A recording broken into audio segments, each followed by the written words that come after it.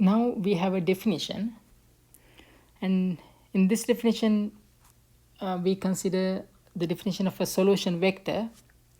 So basically, if we have an n by n system with n unknowns or n dependent variables, then a solution vector x is a vector, it's a column vector that satisfies the corresponding differential equation.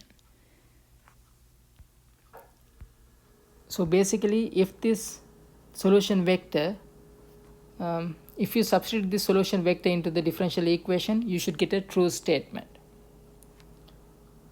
In that case, you have a solution vector. Now here is an example. Let's say we are given this system of differential equations, and here I have two dependent variables x1 and x2, and we are given the solution vector x equals to vector 1 2 times e to the negative 5t. Now at this moment, do not worry about this solution, but we are given that this is in fact a solution of this system. So the first thing you should do is, before you plug this solution into the differential equation, try to get the matrix form of this. Now the matrix form of this one should be x prime. Now this is a vector x prime, and this vector contains two components x1 and x2, and then we have the coefficient matrix. The elements of the coefficient matrix are 3 negative 4 4 negative 7, and then our vector x.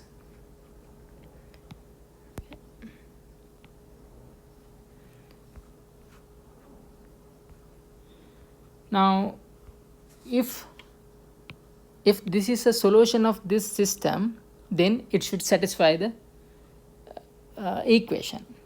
So what we need to do is, we want to plug this solution into this system of differential equations. So this is the way we do it. So first we calculate the value of the left hand side. To calculate the left hand side, we need x prime, which is the derivative of this vector. Now here we have a constant vector and then scalar function. If you differentiate this function with respect to the t, you should get the constant term, which is a vector 1 2 times derivative of e to the negative 5t is negative 5 times e to the negative 5t. And if you want, you can distribute this negative 5 into this vector. You will get negative 5 negative 10. This is a 2 by 1 vector times the scalar function e to the negative 5t. So that's the value of the left hand side. Now let's calculate the right hand side. My right hand side is the coefficient matrix A times the vector x, and now our vector x is the solution vector, which equals to 1 2 e to the negative 5t. And let's simplify this part. So here we have a 2 by 2 matrix and a 2 by 1 vector, and if you multiply this matrix by this vector, you should get a vector with two components. And if you do this matrix multiplication, you will get 3 times 1 plus negative 4 times 2. That's the first element of the vector. And then the second element equals to 4 times 1 plus negative 7 times 2. And if you simplify this, you should get negative 5 negative 10 times e to the negative 5t. As you can see, when x equals to 1/2 times e to the negative 5t, the value of the left hand side equals to the right hand side. Therefore, yes, this is a solution of the differential equation. Now here again we have a 2 by 2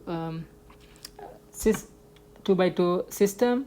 We have two unknowns, x1 and x2, but this time we are given two solutions, x1 and x2. vector x1 and vector x2. And we want to check whether these two are solutions of this system of differential equation or not.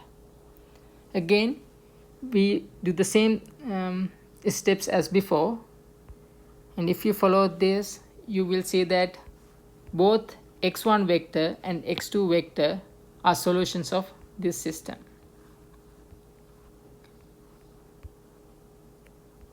Great. So next we have a theorem which is called the principle of superposition. So the basic idea is this. Let's say we have a system of differential equation with n dependent variables.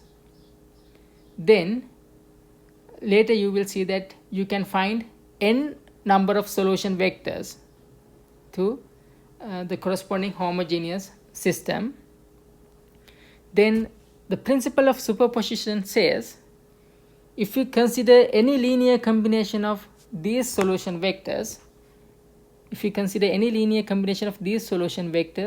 then that linear combination is also a solution of the homogeneous system. And the proof is very simple.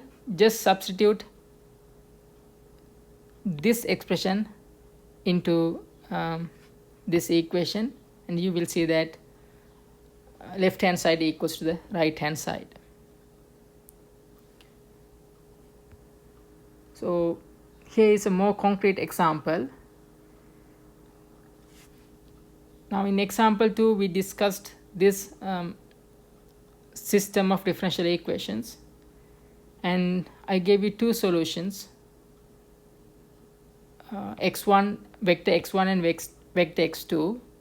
Then the principle of superposition says, if you consider any linear combination of x1 and x2, if you multiply vector x1 by a scalar and vector x2 by another scalar and then add them together, you will get a new solution.